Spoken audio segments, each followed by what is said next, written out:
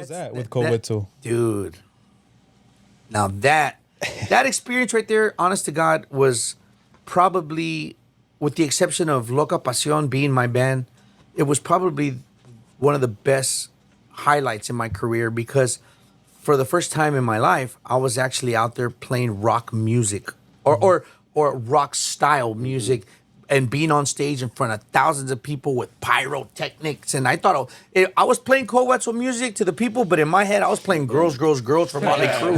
Like, you know what I mean? Like I was living that You thing. were the Tommy Lee. Yeah, dude. Tommy Lee gems. Yeah, dude. And what was even probably one of the most how do you say it, great feelings of it is when they asked me to go out and fill in the month of that month that I did with them.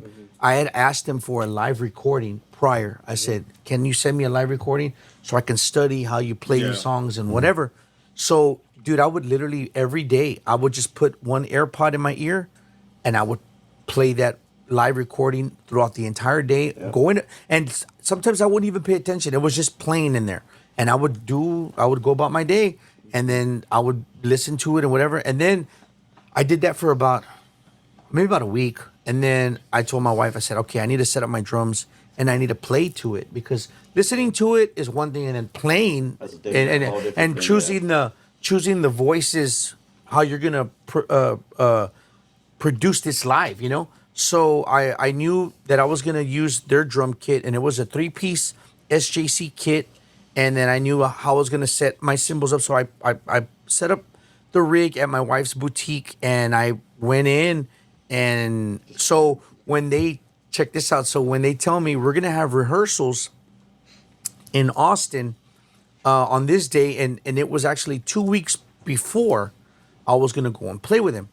So they told me be there at 11, and we had the place from 11 to 9 at night. I'm like, okay. So we got in the night before. They got us a hotel room, and that's another thing. Shout out to the Koe Wetzel camp because they told me like, hey, bring your wife so she could see how we run things, and you know, like they could check it out. And I was like, wow, thank you, man. So they put us in a hotel and took care of us, you know, red carpet, class act, everything was like super awesome. The day of rehearsal, I show up, and dude, Koe Wetzel they were all unloading stuff from their semi. Like he was not he was hands on, you know what I mean? So that's the thing where I was like, wow, like to check out. And so I started setting up the drum kit and getting it dialed in and everything. Once we got the in-ears checked, I sat behind the drums and I'm like, okay, so, and then Cole said, let's run it from the top, which was from the top of the show. So, dude, we played the first half of the show, took a break, ate Chick-fil-A, talked for a little bit, went back, played the second half of the show, got done, and I'm assuming we're going to run it back. No. He goes, bro, we could have played a gig right now. Yeah. And I was like, y'all, are we good? And he's like, we're more than good. So, all right. So I put my sticks in my stick bag. And mind you, so now I'm thinking, okay, that was on a Monday. So Monday, Tuesday, Wednesday, Thursday, Friday, Saturday, Sunday, Monday, Tuesday, Wednesday, Thursday. Oh, no, that following Thursday is when I was going to play with him. So I assumed we'll probably go over some stuff at soundcheck, as you do, right? It's like a week and a half later. I said we'll probably go over some stuff, refreshing the memory, you know. I get there the day before, and then the day of the show, I'm really excited. I'm up early. I go and I see the production, and I love that about being on tour. You know, seeing the production go up, and I've always been like that. Even with Signo and with AB, like I've always wanted to be with the roadies, and like I was just that dude. Yeah. And so I'm there, and we get the drum set up and mic'd up and line checked, and we do this sound check of a song that's an instrumental, or not an instrumental, but it's a song that the bass player Mason sings. So I'm waiting, like, well, are we gonna go over anything? Mm-hmm. So once we finish playing, Mason told me, just give me a backbeat, and we're just gonna riff just to kind of get a line check for the outside. Okay, cool. So we start rocking, and we get done, and I'm like, they start taking off their guitars and shit, and I'm like, oh, shit. I don't say nothing. I'm like, oh damn, okay. Well then, let me go get something to eat, and let me go to the bunk, put the live recording on again, and just study. So, dude, I promise you, dude. I promise, by the grace of God, when it was showtime, it's like right before the showtime, Dre, the manager at the time, he tells me, "Okay, after the show, you can come back in the bus. We'll talk about the show for about 20 minutes. If there's anything that needs to be corrected or whatever, I said, okay, cool. So I get off, go to the side of the stage on where Monitor World's at, and this is a sold out show of 6,000 people in this hall. And I'm like, they're screaming already, and I'm like, damn. And then it's like the minute I go where the band's at, and the minute Mason says, all right, let's go. We start walking to the stage, and it's like everything just went quiet. And I felt like I was just walking into my bedroom, getting in bed, watching TV, sat behind the drum set, made sure everything, hit the click, played the show, flawless, bro. And more so, validation was after the gig. When I get done, of course, I gotta go to the bus. As soon as I walked in the bus, excuse my French, Cole was like, Joey Jams, you motherfucker. Gave me a hug, and everybody embraced me.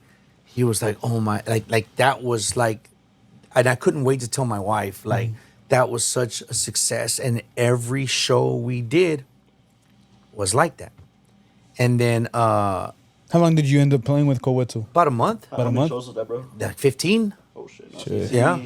And dude, it was freaking, it was an amazing experience. There was talks about that there might have been the opportunity for me to join the band. Now, whether that's true or not, what I do know is this is crazy, the last gig on that tour that I was doing with him, my dad passed away that morning. And I was in College Station. No, I was in Beaumont. We played Beaumont the night before. I knew my dad was in the hospital. And the next morning, when I woke up, my brother texted me that my dad passed away at 7:19 in the morning. And then we got dressed. I woke up my wife, because my wife ended up coming to the last 2 shows in Texas. And I was a mess, and I'm like, well, I gotta go play, like, but I know my dad, like I was saying earlier, I know my dad, and my dad, you live by the sword, you die by the sword.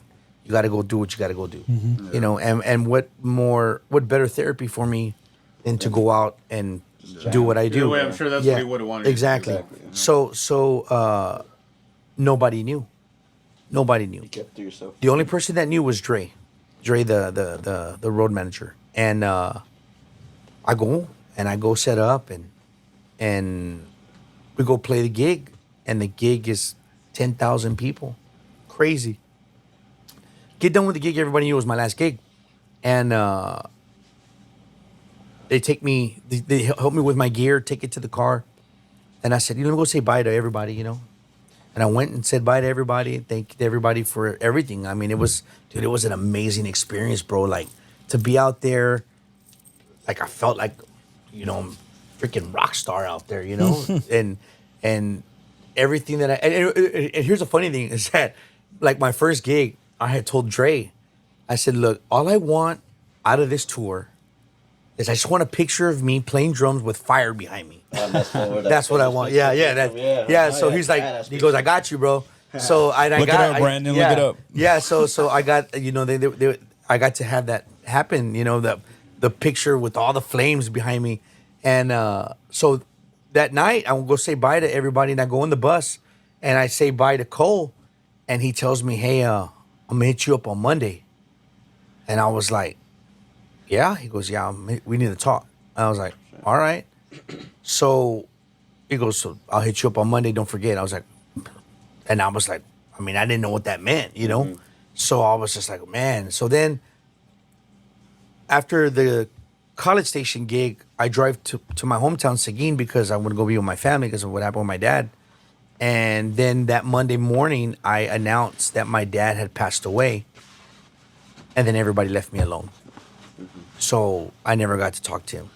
about everybody left me alone, and that's the the picture right picture. there. Yeah, that's the famous picture. That's a badass picture right there. Bueno, si sale. Si Yeah. sale la foto. That's Yeah. it. Right there, yeah. Uh-huh. And what was that at? It was That picture is taken at the Zoo Amphitheater in Oklahoma City with Cole? with Koe Wetzel, yeah. And then what's crazy is that, see, that's an outdoor show, right? And of course, the fire is hot. Super. It's hot. You know, and there's no doubt about that. It's hot. But when we did it in Beaumont, it was indoor. And when all 6 of those things went off, bro, I literally was like, ow. Need a fire extinguisher next to you. Yeah, dude, it was hell yeah. hot, bro. But I mean, that's like, to me, that's like my favorite picture Yeah. behind the drums ever. Because I mean, I feel like I'm playing Motley Crue music right there. It literally looks like You know? literal, Yeah. Yeah. So it was an amazing experience, and probably one of the best compliments in my entire career was the fact that he told me that I made them sound better. Especially a drummer. And like and that for me, that was everything, you know. And shout out to the Koe Wetzel camp. They still treat us like family, you know, arms open when I see them. And I mean, I'll forever have that part of my, you know, that'll forever be tattooed in my career.